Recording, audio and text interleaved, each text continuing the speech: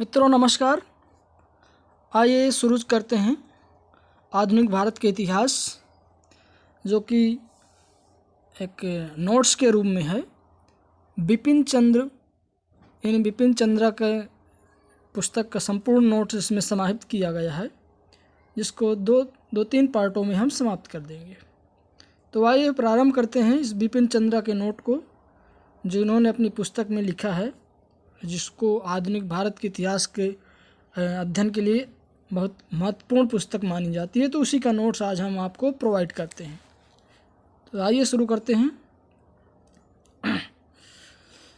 सन 1813 का एक्ट जो था, सभी अंग्रेज़ों को भारत में व्यापार करने की छूट देता है ना।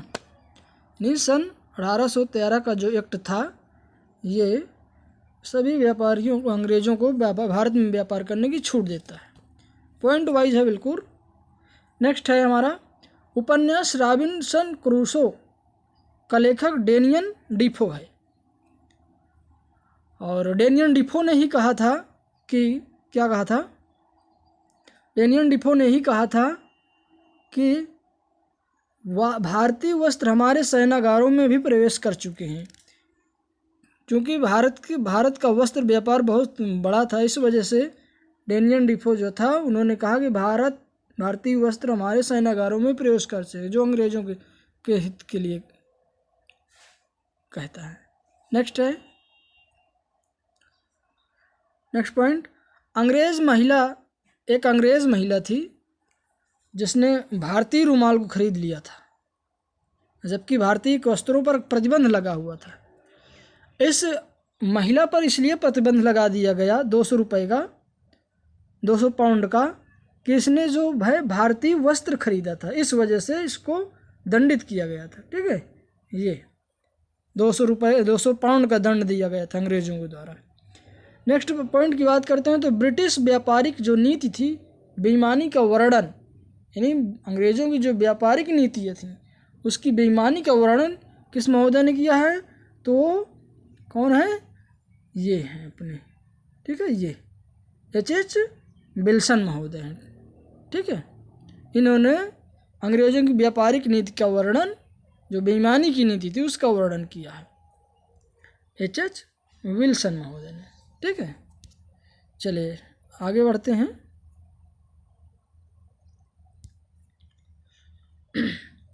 अंग्रेज़ों ने भारतीय अफीम चीन में बेचा था। यानी जो अंग्रेज़ थे, भारतीय जो अफीम होती थी, उसका व्यापार कहाँ करते थे? इसको कहाँ जाकर बेचते थे? तो चीन में जाकर के बेचते थे। ठीक है, चलिए आगे बढ़ते हैं। मद्रास रेवेन्यू बोर्ड के अध्यक्ष थे जो सुलीवान, जिनका नाम था जॉन सुलीवान। उन्होंने अपने नीतियों के संबंध में कहा था कि जो हमारी नीति है स्पंज की तरह काम करती है। स्पंज यानी एक सोखते की तरह काम करती है, जो जैसे सोखता होता है, पानी को सोख लेता और जहाँ भी ले जाओ, वो जहाँ भी निचोड़ना चाहो उसको निचोड़ दो। उसी तरह जॉन सुलीवान की ने कहा कि हमारी, अर्थात अंग्रेज़ों की जो नीति है, वो स्पंज की तरह काम करती है। कैसे? जो भारत के यानी गंगा नदी से सोख करके टेम्स नदी अर्थात लंदन के किनारे जा कर के उसको निचोड़ देती है, इसका ये कथन था। इसका मतलब ये है कि भारत का व्यापार जो होता है, या अंग्रेज़ जो हैं भारत में खूब लाभ कमाते हैं, और उस लाभ को जाकर के लंदन में जाकर टेम्स नदी किनारे जो लंदन बसा हुआ है, वहाँ पर जाकर उस धन का प्रयोग करते हैं। उस संबंध में ये नीति का उल्लेख इसने किया था जॉन सुलीवान ने। नेक्स्ट पॉइंट है 1830 और 40 के मध्य रेलों का तेजी से विकास होता है। 1800, हालांकि भारत में बहुत बाद में तेजी से विकास होता है, लेकिन जो नीति लागू की गई थी भारत में 1830 और 40 के मध्य, उसमें सबसे पहली नीति ये थी कि रेल की पटरियां बिछाई जाएंगी, लेकिन जो रेल खींचने का जो काम होगा, उसमें इंजन नहीं लगे होंगे, बल्कि घोड़े खींचेंगे उस ट्रेन को। ठीक है, ये बात है, घोड़े खींचने का प्रस्ताव था उसमें। ठीक है, फिर क्या है, भाप से चलने रेल इंजन 1834 में विकसित होता है, इंग्लैंड में प्रस्ताव रखा जाता है। फिर भारत में चली जो सर्वप्रथम रेल है, वो जानते हैं 16 अप्रैल 1853 को बम्बई थाड़े और कि बम्बई और ठाणे के मध्य चलती है, ठाणे है ना, जो 34 किलोमीटर चली थी ये। ठीक है, आगे बढ़ते हैं। कॉर्नवालिस जिसका कार्यकाल भारत में 1786 से 93 तक था, है ना, बंगाल बिहार में स्थायी बंदोबस्त या इस्तेमारी बंदोबस्त का वर्णन करता है। पहले बंगाल बिहार में लागू किया गया था, फिर बाद में जाकर के मद्रास और उड़ीसा में भी इस इस्तेमारी या स्थायी बंदोबस्त को लागू करता है ये। ठीक है, कॉर्नवालिस। इस्तेमारी बंदोबस्त में यह व्यवस्था थी कि जो लगान को वसूलेगा वो 10/11 भाग तो ब्रिटिश कोष में यानी ब्रिटिश भारत की सरकार को देगा, और 1/11 भाग जो है अपने मालगुजारदारी या मालगुजारदार जो है जमींदार ले लेगा, वो जो वसूल करेगा उसके एवज के रूप में। ठीक है, ये अगले पॉइंट में चलते हैं। शुरू में कंपनी ने भारत का प्रशासन भारतीयों को सौंपा। देखिए, अंग्रेज इतने चालाक थे कि भारत जो विदेश के उनके लिए विदेश था, उन्होंने चाहा कि प्रारंभ से ही अगर हम भारतीयों पर अत्याचार करने लगे तो वो सनक जाएंगे। इस वजह से उन्होंने प्रारंभ में प्रशासन है जो भारत का, भारतीय लोगों को ही सौंप दिया। अंग्रेज केवल उनकी क्या करते थे, निगरानी रखते थे कि भारतीय हमारे पक्ष में हित में काम कर रहे हैं कि नहीं कर रहे हैं, है ना। चलिए नेक्स्ट पॉइंट पे बढ़ते हैं। भारत में ब्रिटिश प्रशासन 3 खंभों पर स्थापित था। पहला खंभा था, कौन था, नागरिक सेवा, जिसका जन्मदाता कॉर्नवालिस को माना जाता है। दूसरा जो खंभा था वो सेना थी, और तीसरा जो खंभा था, स्तंभ था, वो क्या था, पुलिस थे। देखिए नोट विशेष है, कॉर्नवालिस ने ही निजी व्यापार बंद कर दिया था, घूस बंद कर दिया था, यानी घूस लेने की प्रथा को समाप्त कर दिया था। कर्मचारियों का वेतन इसलिए बढ़ा दिया था कि कर्मचारी जो लोग हैं ये घूस ना ले सकें, और जिला कलेक्टरों को भी इसने 1500 रुपये मासिक वेतन के एवज में रखा था। ठीक है, चलिए आगे टॉपिक पर बढ़ते हैं अपने। वेलेजली सन 1800 में नागरिक सेवा प्रशिक्षण के लिए विलियम फोर्ड कॉलेज खोलता है कलकत्ता में। देखिए बिपिन चंद्रा का समस्त नोट्स हमने तैयार किया है, उसी को आपको प्रोवाइड किया जा रहा है। तो इसमें है, वेलेजली ने नागरिक सेवा प्रशिक्षण के लिए फोर्ट विलियम कॉलेज खोलता है कलकत्ता में, किंतु 1806 में नागरिक सेवा प्रशिक्षण के लिए इंग्लैंड के हेलबरी में प्रशिक्षण शुरू हो जाता है। ठीक है, नेक्स्ट पॉइंट है,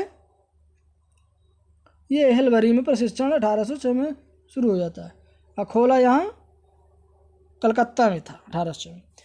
500 पाउंड सालाना पद केवल अंग्रेजों के लिए दिए जाएंगे। देखिए अंग्रेजों ने ये व्यवस्था प्रशासन चलाने के लिए की थी कि जो 500 पाउंड से ऊपर वाले वेतनधारी पद हैं वो केवल अंग्रेज लोगों के लिए होंगे, यूरोपीय लोगों के लिए होंगे। भारतीयों को, किसी भी भारतीय को 500 पाउंड वाला पद नहीं दिया जा सकता था। ये एक तरह से क्या था, पक्षपात था, है ना, ये पॉइंट। नेक्स्ट पॉइंट है, 1853 तक कंपनी निदेशक नागरिक सेवा भर्ती करते थे, यानी 1853 तक जो था कंपनी के निदेशक वो नागरिक सेवा के माध्यम से भर्ती करते थे। इसके बाद प्रतियोगिता के आधार पर भर्ती होने लगती है ना, इसके बाद प्रतियोगिता के आधार पर जो है भर्ती होने लगती है। फिर बढ़ते हैं, चार्ल्स ग्रांट भारतीयों के संबंध में क्या कहता है, अत्यंत पतित और निष्कृष्ट नस्ल के लोग हैं। यानी चार्ल्स ग्रांट जो है वो भारतीय लोगों की बुराई करते हुए, उन्हें निम्न स्तर का बताते हुए कहता है कि जो भारतीय लोग हैं वो उन अत्यंत पतित और निष्कृष्ट नस्ल यानी जाति के लोग हैं, इनमें कोई उच्चता की भावना नहीं है, ना वो कोई उच्च है। ये बात चार्ल्स ग्रांट कहता है। ठीक है जी, आगे बढ़ते हैं। कॉर्नवालिस क्या कहता है भारतीयों के संबंध में, भारतीयों को कि हिंदुस्तान का हर निवासी क्या है, भ्रष्ट है। कॉर्नवालिस कहता है कि हिंदुस्तान का हर निवासी भ्रष्ट है, कोई भी ईमानदार नहीं है, सभी के सभी भारतीय भ्रष्ट हैं। जबकि उसको भारतीयों की सत्यता के संबंध में स्पष्ट जानकारी नहीं थी। अंग्रेज स्वयं साले क्या थे, भ्रष्ट थे। दूसरे देश में आकर के यहाँ दूसरे की प्रशासन व्यवस्था को संभाल लिया, दूसरे की धरती का शोषण करने लगे, तो ये कहाँ का न्याय था। और जबकि दूसरे के लोगों के को कहता है कि हिंदुस्तान का हर निवासी भ्रष्ट है ना। आगे फिर क्या है, आईसीएस इंडियन सिविल सर्विस को इस्पात का चौखट्टा कहा गया था ना। फिर 1857 में जो सेना थी, कुल सेना कितनी थी, 3,11,400 सेना थी, जो 1857 विद्रोह के दौरान थी, है ना। और जिसमें से भारतीय 2,65,900 भारतीय थे, और जबकि केवल 45,400 जो थे क्या थे, 45,400 सैनिक अंग्रेज थे। देखिए 4-5 गुना इनसे ज़्यादा भारतीय सेना में थे, है ना। फिर भी ये अंग्रेज़ों ने बहुत चालाकी से अपना शासन यहाँ पर जमाए रखा। चलिए नेक्स्ट पॉइंट में बढ़ते हैं। 1857 तक अंग्रेज़ों की ऐसी व्यवस्था थी, 1857 तक अंग्रेज़ों ने ऐसी व्यवस्था स्थापित कर रखी थी कि किसी भी भारतीय को 300 रुपये से कम ही वेतन मिलता था। हालांकि ये 300 रुपये बहुत विले, यानी इस समय तक केवल 3 व्यक्तियों को, 3 भारतीय सैनिकों को ही 300 रुपये वाले माह वेतन वाला पद दिया गया था। केवल 3, इतने बड़े भारत में केवल 3 व्यक्तियों को, बाकी बहुत निम्न 60-70 रुपये प्रति माह वेतन दिया जाता था सैनिकों को, भारतीय सैनिकों ना। फिर नेक्स्ट पॉइंट है, आधुनिक पुलिस व्यवस्था का जन्मदाता कॉर्नवालिस को माना जाता है ना। और कॉर्नवालिस ने ही जमींदारों से जो है पुलिस कार्य उनसे छीन लेता है, यानी जमींदारों को पुलिस कार्य से मुक्त कर दिया, क्योंकि वे भारतीय किसानों का क्या करते थे, शोषण करते थे। इस वजह से कॉर्नवालिस ने भारतीय जमींदारों से पुलिस काम लेना बंद कर दिया और उसके लिए अलग व्यवस्था की। आधुनिक ये जो थाने खोले गए हैं उसी की देन है। चलिए आगे बढ़ते हैं। पुलिस जनता की रक्षा करने से कोसों दूर है। ये जो वाक्य है विलियम बेंटिंक ने कहा कि पुलिस जो है, ठीक है, जो पुलिस है वो भारतीयों की रक्षा नहीं करती है, केवल इनका शोषण करती है। केवल वो ब्रिटिश हित चाहती है, अंग्रेज लोगों की रक्षा के लिए केवल उपस्थित है। ये बेंटिंक जी ने कहा था। अगला पॉइंट है, न्याय व्यवस्था वारेन हेस्टिंग्स से प्रारंभ किया। न्याय व्यवस्था का उल्लेख जो करता है या शुरुआत करता है वो वारेन हेस्टिंग्स से प्रारंभ होता है। कॉर्नवालिस ने दीवानी और फौजदारी को अलग अलग कर दिया। कलेक्टर पद अलग अलग कर दिए था। कलेक्टर का पद कॉर्नवालिस ने 4 न्यायालय बनाए थे जो बंगाल प्रेसिडेंसी में संपन्न थे, लागू थे, है ना। चलिए आगे प्रश्न, आगे बढ़ते हैं अपने टॉपिक पर। 1833 में मैकाले के नेतृत्व में विधि आयोग का गठन होता है। 1833 में मैकाले के नेतृत्व में एक विधि आयोग का यानी कानून आयोग का गठन होता है, ठीक है। नेक्स्ट पॉइंट है, रेडिकल्स ने भारत को विज्ञान मानवतावाद के आधुनिक प्रगत संसार का हिस्सा बनाना चाहा। रेडिकल्स जो एक समाचार पत्र है वो लिखता है कि भारत को विज्ञान मानवतावाद के आधुनिक प्रगत संसार का हिस्सा बनाना चाहा। फिर एक अंग्रेज विचारक ही है, अंग्रेज ही है, क्या कहता है, H.H. डार्डविल नाम है उसका।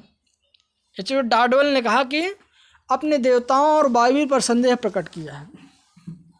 ये अंग्रेजों के संबंध में इसने कहा है, ठीक है। आगे चलिए बढ़ते हैं। तो बिपिन चंद्रा की पुस्तक में सती प्रथा का भी उल्लेख मिलता है। हालांकि कि औरंगजेब, अकबर, पेशवा, राजा जय सिंह आदि लोगों ने सती प्रथा को बंद करने का प्रयास किया था, लेकिन इनके प्रयास विफल रहे, ये सफल नहीं हो पाते।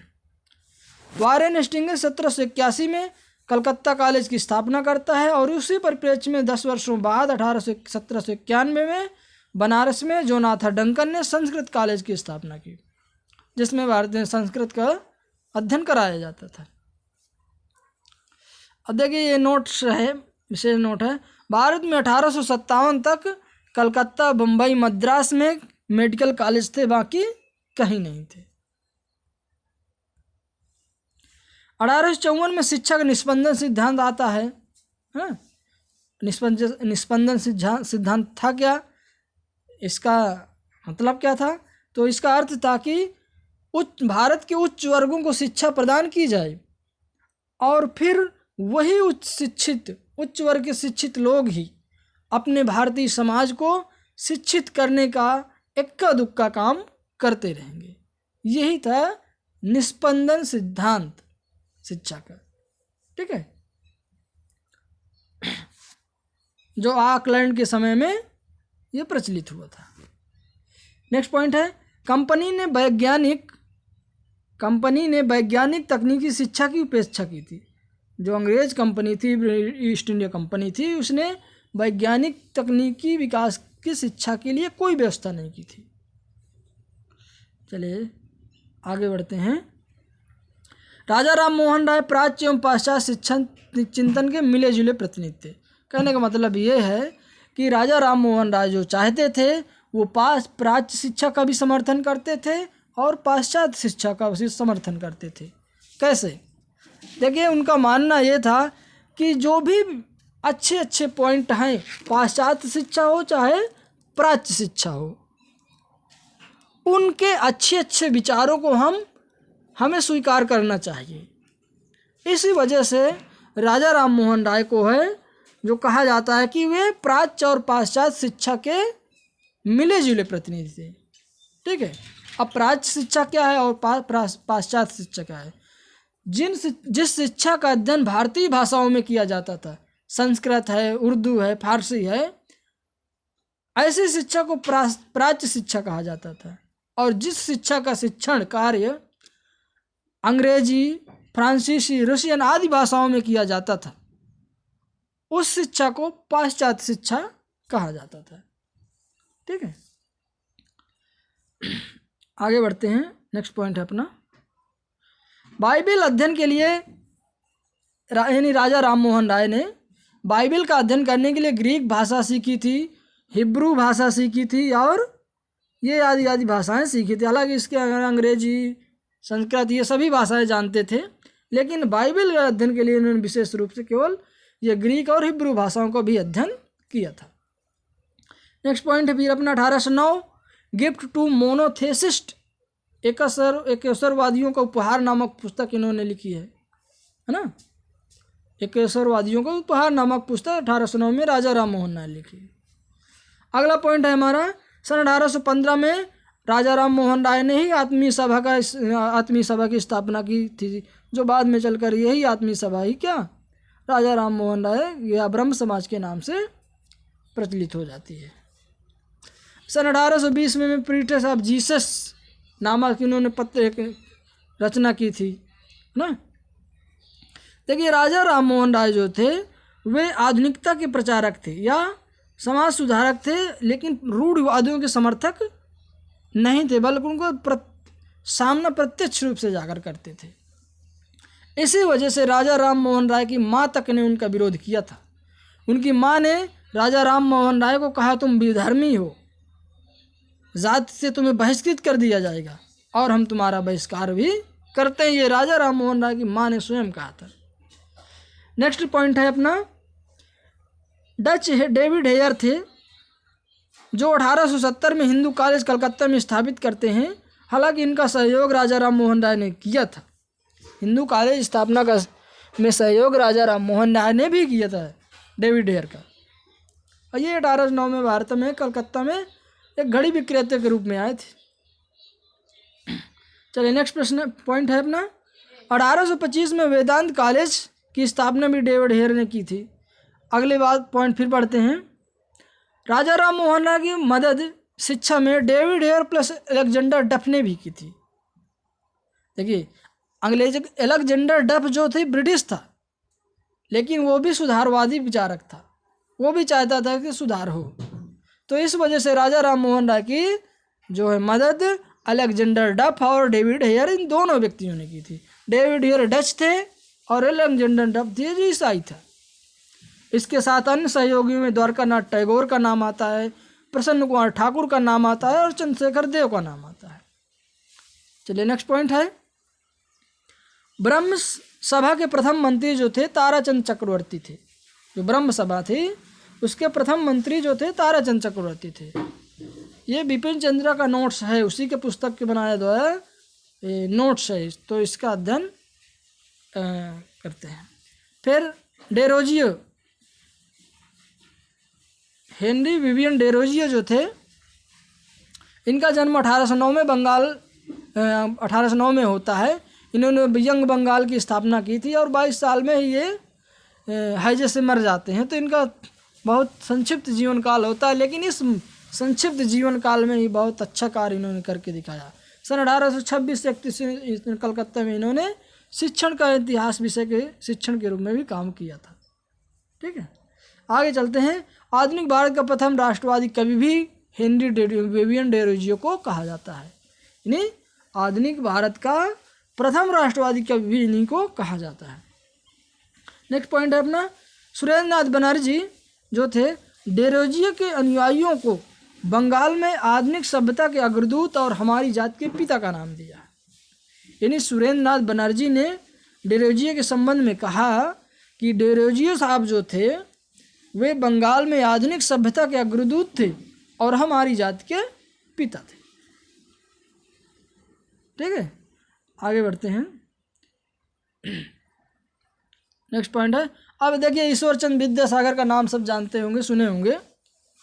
तो ये 1820 में जन्म लेते हैं, ब्राह्मण थे, गरीब परिवार में जन्म लेते हैं, बहुत ब्राह्मण, लेकिन अपने बाद में नौकरी भी करने लगते हैं। लेकिन भारतीयों की दशा देख करके ये अपनी नौकरी को छोड़ देते हैं और समाज सेवा के काम में जुड़ जाते हैं। इन्होंने एक शिक्षा प्रणाली को प्रचारित करने के लिए एक नई वर्णमाला विकसित की थी, है ना। और इन्हीं के समर्थन के कारण ही सन 1856 में 7 दिसंबर 1856 को हिंदू विधवा पुनर्विवाह अधिनियम पारित हुआ था कलकत्ता में, और इन्होंने स्वयं एक विधवा ब्राह्मणी से शादी की थी। इन्होंने ईश्वरचंद विद्यासागर ने लगभग 1000 लोगों से हस्ताक्षर करवा करके लॉर्ड डलहौजी के समक्ष 1856 का विधवा पुनर्विवाह एक्ट पारित करवाने के लिए आवेदन किया था, जिसमें वो मान भी गए थे। ठीक है, और इन्हीं ईश्वरचंद विद्यासागर के संबंध में शांतिपुर के बुनकरों ने एक साड़ी पर, जो साड़ी पर बुना था, यानी एक साड़ी थी, उसी को ऐसे क्रम ऐसे इस प्रकार से बुना था कि उसमें लिखा था कि ईश्वरचंद विद्यासागर चिरंजीवी हों, यानी ईश्वरचंद विद्यासागर जो हैं दीर्घायु हों, लंबे समय तक जीते रहे। क्यों ऐसा कहा? क्योंकि वे एक विशाल का कहें कि या अद्भुत समाज सुधारक थे। ठीक है, आगे प्रश्न पॉइंट है, पोंगापंथी हिंदुओं ने ईश्वरचंद विद्यासागर का विरोध किया था पुनर्विवाह की वकालत के कारण। देखिए, जो पोंगापंथी हिंदू थे, रूढ़वादी जो हिंदू थे, उन्होंने ईश्वरचंद सागर का विरोध किया कि आप ये जो पुनर्विवाह की व्यवस्था की वकालत कर रहे हैं ये गलत है। यानी भारतीय समाज में जो ये विधवाओं को पहले जिंदा जला दिया जाता था, सती करने के लिए उनको मजबूर कर दिया जाता था, उसके विरुद्ध जो विद्यासागर एक समाज सुधार का काम कर रहे थे, तो रूढ़वादी हिंदुओं ने उनका विरोध किया था। नेक्स्ट पॉइंट है हमारा, बेथून कॉलेज जो कलकत्ता में स्थापित किया गया था 1849 में, उसके निर्माता भी ईश्वरचंद विद्यासागर ही थे। और स्त्री शिक्षा का प्रथम प्रयास जो है 1821 में ईसाई धर्म प्रचारकों ने किया था, लेकिन वे अपने इस प्रयास में असफल रहे, यानी सफल नहीं हो पाए। सन 1832 में फिर बाल शास्त्री जावड़ेकर ने दर्पण साप्ताहिक पत्र प्रकाशित किया था। नेक्स्ट पॉइंट है 1849 में परमहंस मंडली के संस्थापक जो थे, इसके जो सदस्य थे और अध्यक्ष थे, जो भी जितने लोग थे, वे सब ज़्यादातर भोजन जो करते थे वे नीची जाति के लोगों के यहाँ करते थे और समाज में यह समानता स्थापित करने के लिए वो ऐसा करते थे कि समाज के लोगों में समानता स्थापित रहे, कोई उच्च नीच जाति का यह भेदभाव न रहे। इस कार्य के लिए उन्होंने समानता स्थापित करने के लिए उन्होंने पूना, सतारा, महाराष्ट्र में अपनी संस्थाएं भी यानी शाखाएं भी खोली थी। ठीक है, आगे पॉइंट है फिर 1850 में विधवा विवाह समाज की स्थापना 1850 में विष्णु शास्त्री द्वारा की जाती है। नेक्स्ट पॉइंट, करसोन दासमल जी जो एक पारसी थे, इन्होंने सन 1852 में सत्य प्रकाश पत्रिका का संपादन किया था। देखिए सत्यार्थ प्रकाश जो पुस्तक है वो स्वामी दयानंद सरस्वती की है, लेकिन जो सत्य प्रकाश ये पत्रिका थी इसका संपादन करसोन दास मल जी द्वारा किया जाता था। नेक्स्ट पॉइंट है 1453 में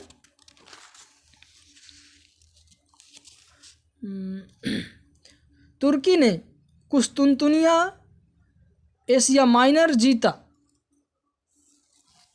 तुर्क लोगों ने कुस्तुनतुनिया को 1453 ईस्वी में जीत लिया।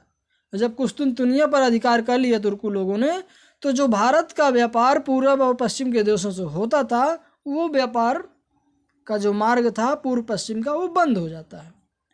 इस व्यापार के बंद होने से एक नए रास्ते की आवश्यकता आ पड़ती है, है ना।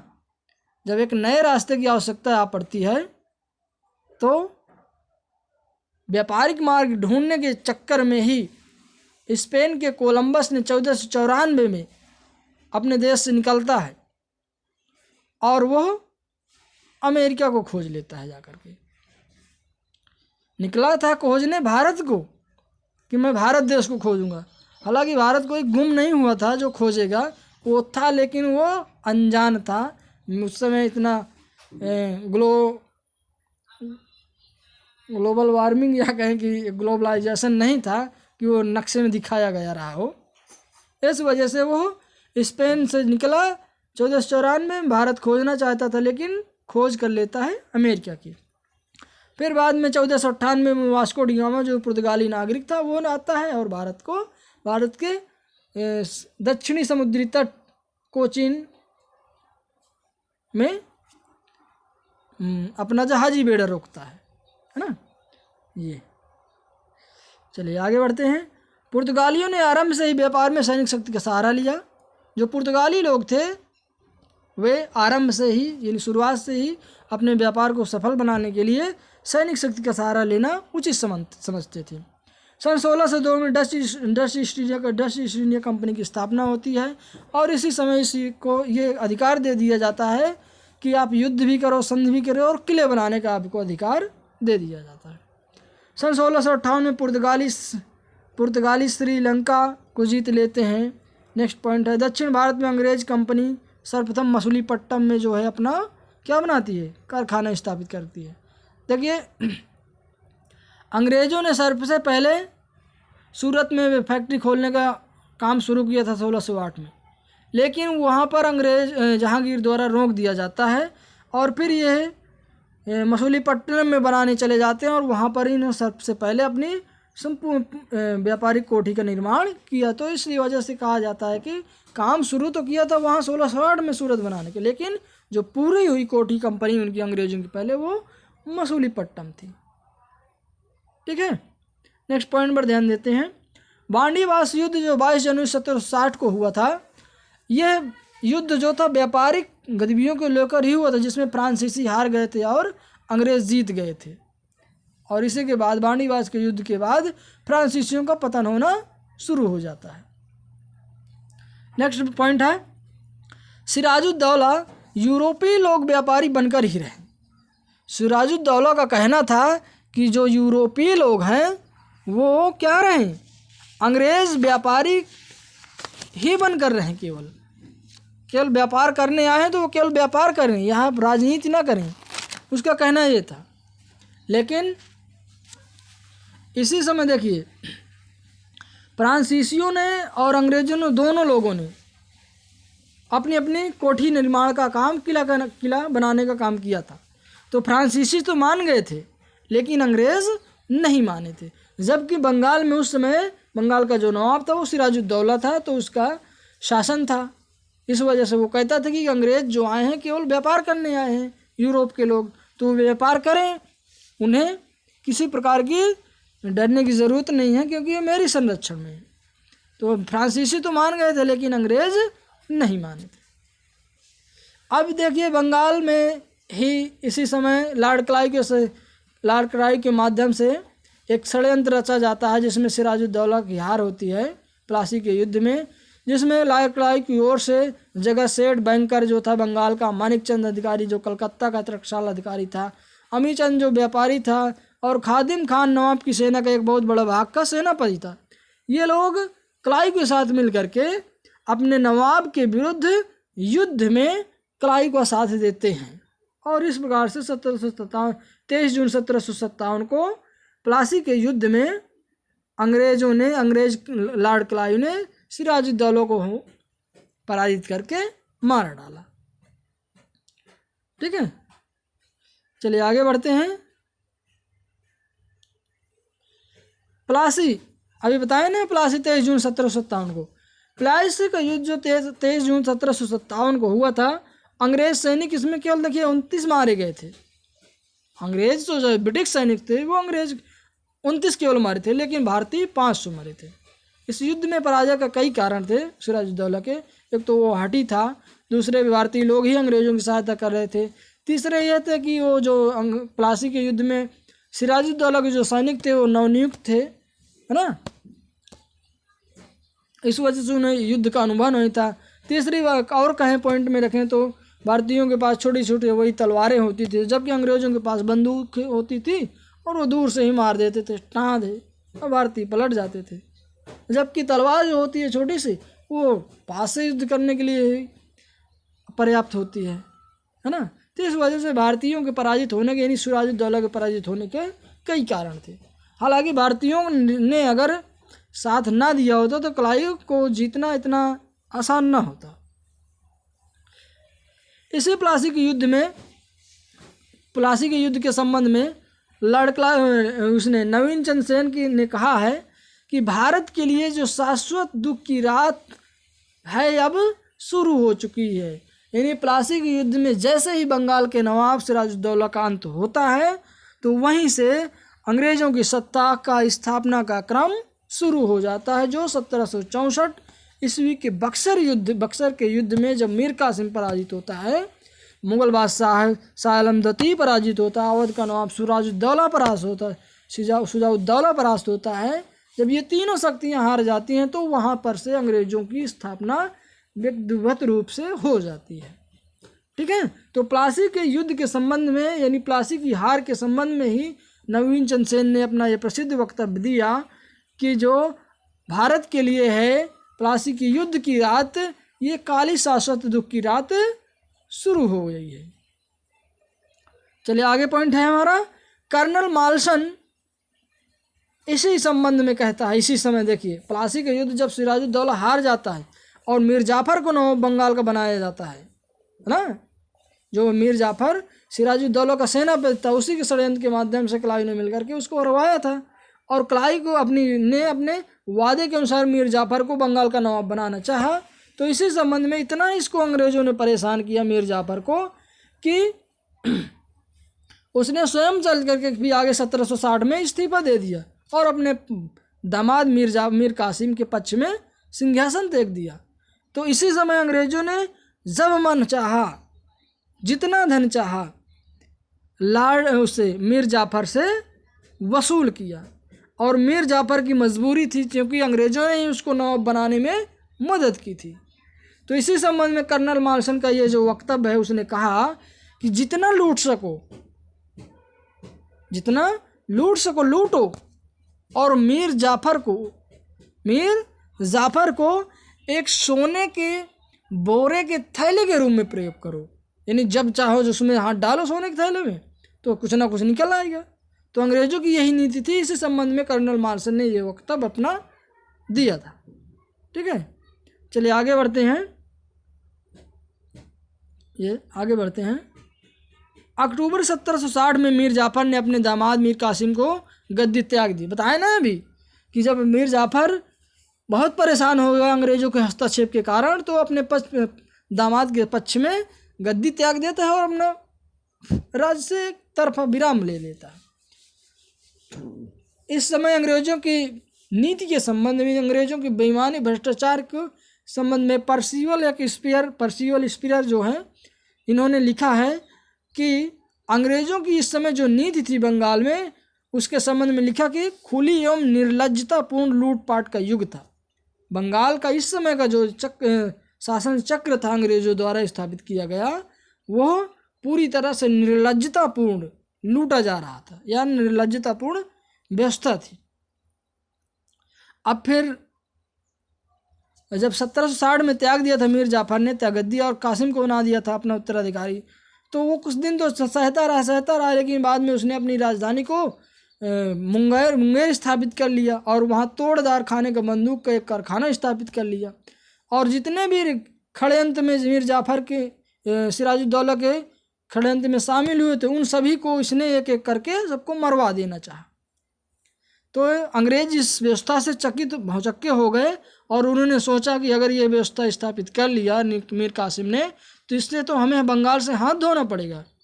इस वजह से मीर कासिम के विरुद्ध अंग्रेजों ने फिर एक षड्यंत्र रचना शुरू की और उसको परेशान करना मीर कासिम ने शुरू कर दिया। और फिर व्यवस्था के अनुसार मीर जाफर को पुनः 1763 में नवाब फिर बनाया जाता है। अब अपदस्थ हो गया मीर कासिम बंगाल का नवाब को, फिर मीर जाफर बन गया।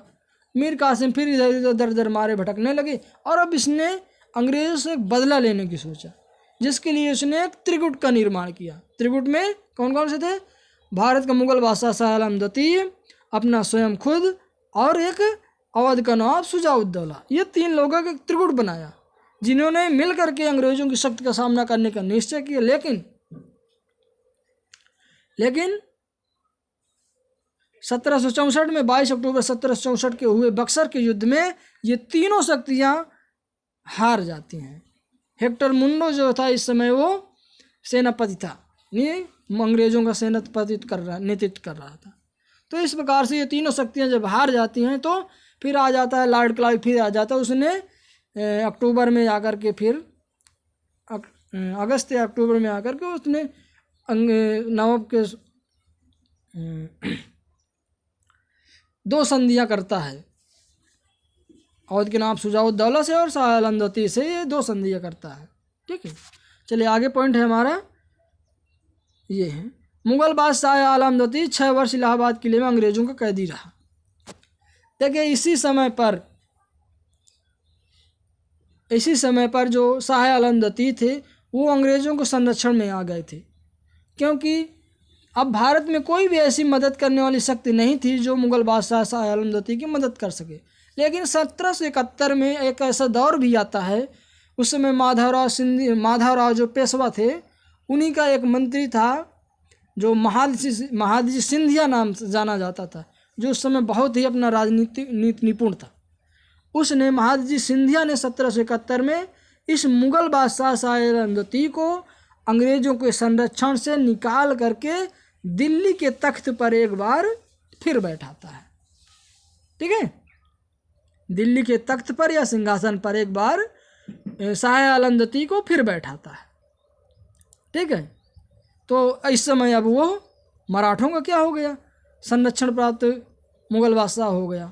ठीक है, नेक्स्ट पॉइंट है अपना तृतीय आंग्ल मैसूर युद्ध 1792 में होता है, जो श्रीरंगपट्टनम की संधि से समाप्त होता है। इस युद्ध में यह तय हुआ था, जो टीपू सुल्तान था, उसके साथ एक संधि की गई थी, लॉर्ड कॉर्नवालिस ने की थी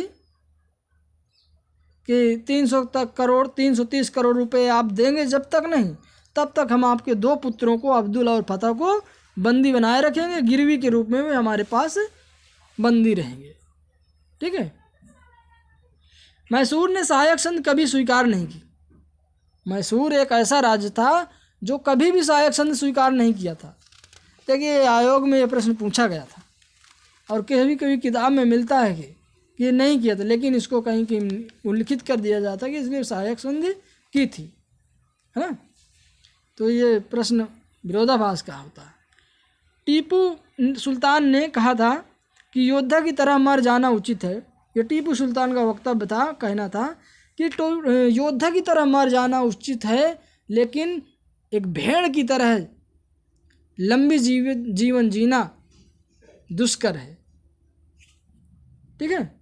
और यही जो टीपू सुल्तान था, 4 मई 1799 को युद्ध करते हुए आंग्ल मैसूर युद्ध के चौथे युद्ध में मारा जाता है। ठीक है। हेनरी रोबरवाला, ये हेनरी रोबरवाला जो है, इसने क्या कहा है, भारत में मौजूद हर अंग्रेज गर्व से भरा एवं अकड़ा हुआ है। क्योंकि जो अंग्रेज थे उस समय किसी भी भारतीय को, यानी पूरी भारत की जनता को, किसी को भी वो अपने समक्ष समानता में भी नहीं लाते थे, समानता की श्रेणी में भी नहीं खड़ा करना चाहते थे, सब केवल ऐंठ कर बात करते थे। तो इस संबंध में इसीलिए कहा गया, हेनरी रोबरवाला ने कहा कि अंग्रेज जो भारत में है वो सब गर्व से अकड़ा हुआ है, गर्व से भरा हुआ है। ठीक है। नेक्स्ट पॉइंट है, पूरे भारत की जीतने का काम जो है 1818 से 1857 किया जाता है। संपूर्ण भारत को जीतने का काम 1818 से 1857 तक किया जाता है। और अंतिम पॉइंट है इसका, चार्ल्स नेपियर ने कहा था कि हमें सिंध जीतने का कोई अधिकार नहीं है, लेकिन हम ऐसा करेंगे, है ना। और फिर हमारे इस नोट का समापन यहीं पर होता है। अब जो भी बचा हुआ पार्ट है, हम नेक्स्ट पार्ट में सब इसका अध्ययन करेंगे। तो अगर हमारी वीडियो अच्छी लगी तो हमारे चैनल को सब्सक्राइब करें, शेयर करें और बेल आइकन को ज़रूर दबा दें, जिससे आने वाली समस्त वीडियोज़ आपको सबसे पहले प्राप्त हो सकें।